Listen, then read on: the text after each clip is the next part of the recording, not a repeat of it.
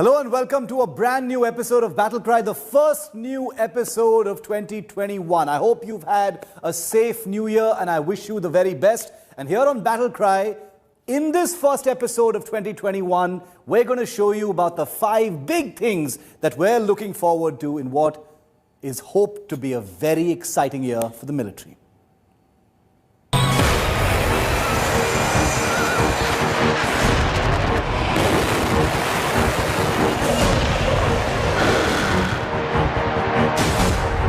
It's a brand new year. And Battle Cry is in top gear. What better way to open 2021 than with a big bang Battle Cry list.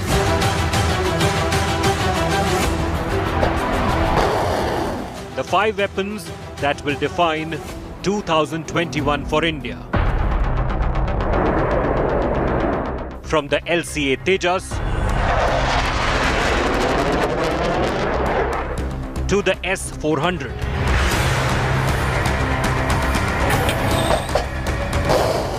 Big Bang Top 5 of 2021 on Battle Cry. 2020 was a truly forgettable year. Nobody wants to remember anything that happened in that year. The Ladakh standoff, the COVID pandemic that's continuing even now. And if you narrow things down a bit and look at the Indian Air Force and Indian aviation enthusiasts, things were particularly frustrating on one point. The fact that an elusive deal for 83 LCA Tejas fighter aircraft still couldn't be signed. Well, thankfully, come 2021, that deal for 83 of the improved version of India's very own LCA Tejas is in sight. The saga of the Tejas began decades ago, but its future has just opened up and opened big. Bureau Report, India Today. This really is going to be a big bang Atmanirbharta year as far as defense is concerned, because after the LCA Tejas order, another big order that we can confirm is happening this year is the first ever contract for India's very own light combat helicopter. Take a look.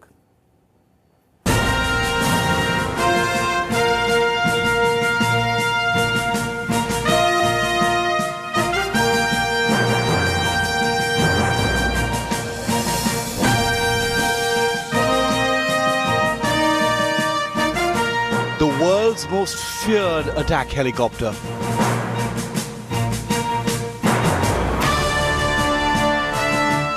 The American-built Apache now flies with Indian colors, but waiting in the wings is a combat helicopter that is Indian in the true sense of the word.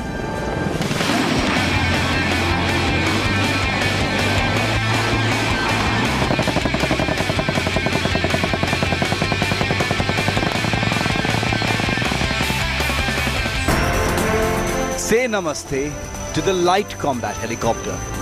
It doesn't have a formal name yet, but it's already fit and ready for the fight.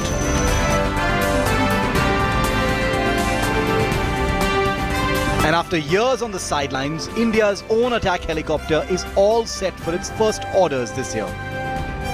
Developed and test flown for nearly a decade by Hindustan Aeronautics Limited, the light combat helicopter is not just made in India, but custom built for India's unique battlefield conditions, from the deserts of Rajasthan to the super high altitudes of Ladakh.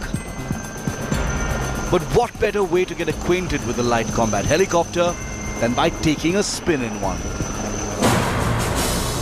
I was invited by HAL's test team to strap into this helicopter and get a never-before taste of what this Swadeshi combat chopper is truly all about.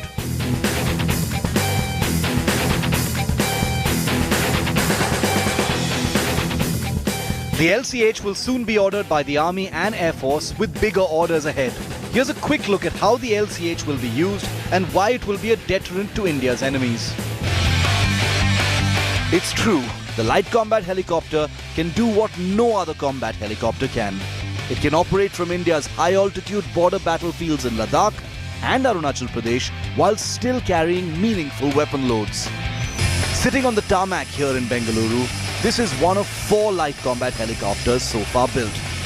With an order for 15 just around the corner, the overall requirement will be much larger. A luxury made possible by the helicopter's low price tag. It was designed ground up to be affordable and therefore purchasable in large numbers. The light combat helicopter is built to seek and destroy. And when it comes to that, this helicopter is formidably armed. With 70mm rocket pods, Mistral air-to-air missiles from France, a 20mm chin-mounted cannon, and the capability to deploy an anti-tank missile like the Indian Helena or German Paz-3. Prime Minister Narendra Modi's Make in India defence programme hasn't really taken off in the large-scale way that it perhaps was anticipated to. But helicopter programs like the light combat helicopter are proof that making in India has to be the way of the future. The LCH is a true blue made in India combat helicopter, the lightest in the world, and when produced at full rate, it will be among the most cost-effective.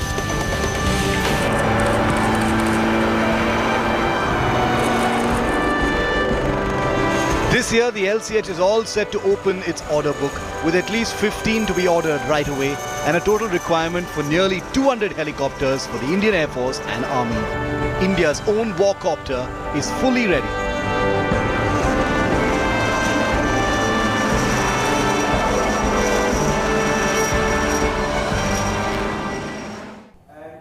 And a third crucial deal that's going to be signed in a few weeks from now isn't a combat aircraft, but it's no less important. It's a contract that has been drifting for many, many years, but finally the Indian government is going to bite the bullet on a deal for Airbus C295 tactical transport aircraft to replace very, very old vintage transport aircraft that are still very much in service. That deal is also in sight.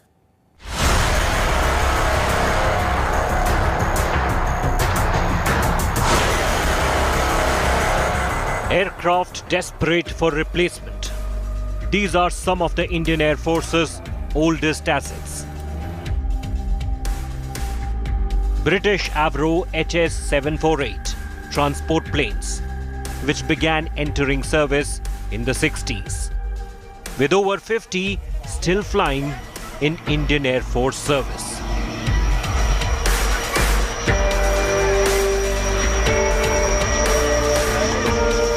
But why hasn't it been replaced yet?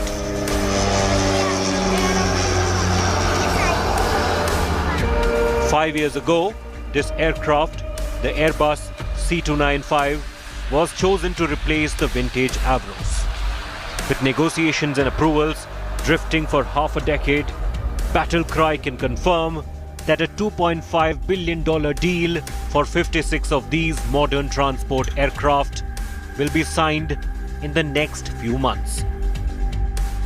A lion's share of the deal will be pointed towards Prime Minister Modi's Atmanirbharta in defence.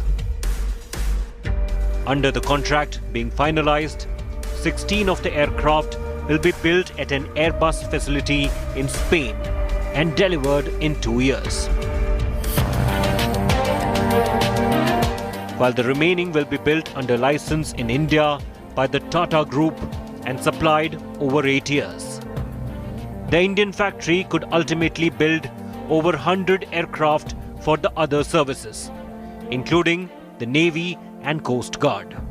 The Tata Group already builds airframes and aerospace equipment near Hyderabad, including Boeing Apache helicopter fuselages, Sikorsky helicopter airframes, and major airframe parts of the Chinook and fighter jets. The C295 is built to operate from short, rough airstrips and equipped for all manner of missions, including transport and logistics, troop transport, paradrop, and special forces mission.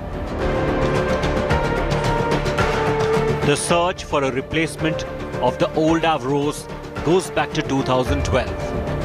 In 2014, despite tenders sent to several companies, including Lockheed Martin, Saab, Alenia Aeronautica, Ilyushin and Embraer. The only incoming bid was from the Airbus-Tata partnership proposing the C295. Earlier, concerns about a single tender contracting process were overruled, recognizing that no other vendors had bids to send on the Indian specifications. Once production of the C295 begins in India, the aircraft could also progressively replace the other backbone transport aircraft in the Indian Air Force, the Soviet-era AN-32, especially for transport operations in the Northeast. The company that builds the Indian Rafale fighter jets weapons has also proposed an anti-ship missile kit for C295 transport aircraft, something that may interest the Indian Navy in the future. The upcoming deal is historic. It will be the first time that a private sector company builds a military aircraft in India. Bureau Report, India Today. And it's not just about signing deals, it's also about deliveries for things that India has signed on for before. If 2020 was about the Apaches and the Rafales, 2021 will see the first deliveries of the MH-60 Romeo helicopters for the Indian Navy and the very important S-400 anti-air missiles for the Indian Air Force.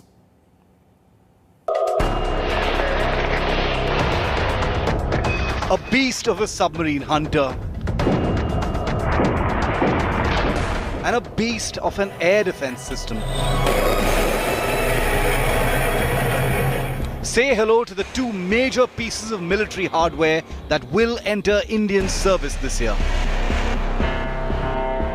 If you've been watching Battle Cry, you're already familiar, but let's get you closer to both. They're every submarine's worst nightmare. And in just weeks from now, they'll be landing in India to begin service with the Indian Navy. The first of 24 brand new Sikorsky MH-60 Romeo Seahawk helicopters are all set to arrive before the end of March. The helicopters will replace the Indian Navy's aging Sea Kings, which have had a long and admirable run in service, but are now on their last legs.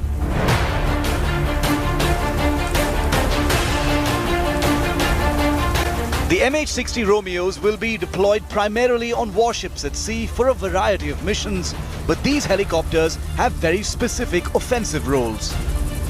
The MH-60 Romeos, manufactured by US firm Sikorsky, will form part of the carrier air wing on the Indian Navy's INS Vikramaditya aircraft carrier and other warships. They will be capable of flying missions to attack enemy ships, track and attack enemy submarines, conduct reconnaissance, and of course, for utility and troop movement. The MH-60R, a staple of the US Navy and the latest version of the venerable Seahawk series of helicopters, also comes formidably armed for India, with many weapons entering Indian service for the very first time.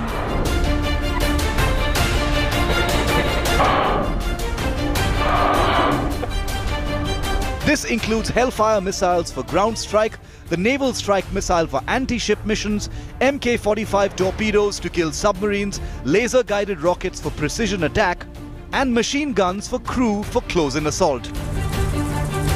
With the deal signed, the first Romeos will be delivered to the Indian Navy in 2 years, with the rest following quickly over the following 2 years. A new era in helicopter capabilities now begins. And this is why they'll be game changers. Quite simply, they're a nightmare for hostile submarines and could limit submarine missions by China and Pakistan.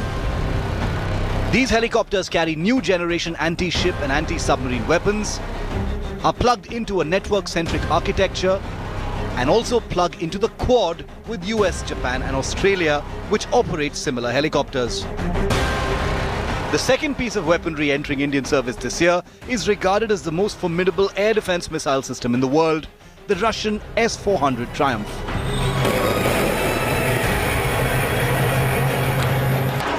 Battle Cry gets exclusive access to the site in Russia, where the S-400 is being manufactured and tested for India. I'm standing inside the test facility of the location outside St. Petersburg where India's S-400 anti-air missile systems will be produced. This is the Northwest Production Center of the Almaz Ante, the concern that will be manufacturing the S-400 for India. Where I am right now, the first entry point that we've been brought to is the very important test center where every single element of the S-400, remember it's not just the missile launcher, there are command vehicles, there are radar vehicles of every kind. Like the one behind me is a place where there is rain and dust simulation that takes place.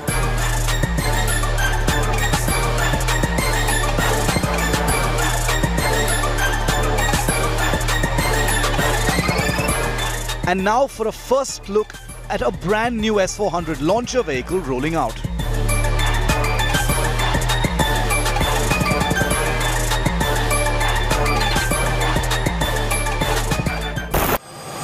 So this fully constructed S-400 launcher system has just emerged from that cold simulation facility where very, very cold conditions are imposed on every single element of the S-400 that rolls out of the Almaz Ante Northwest Production Facility here on the outskirts of St. Petersburg.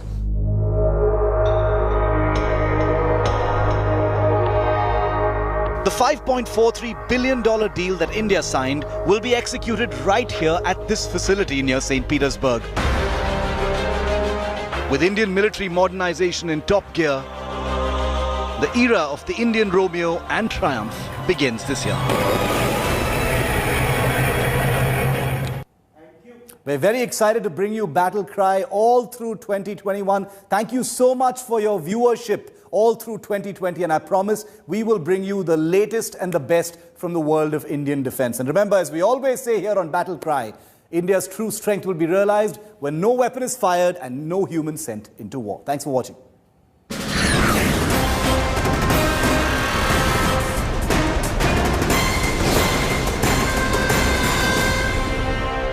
Hi everyone, Preeti Chaudhary here. Hope you like this video. For latest news and analysis, like and subscribe to the India Today YouTube channel. And don't forget to press the bell icon to stay updated. Thank you for watching.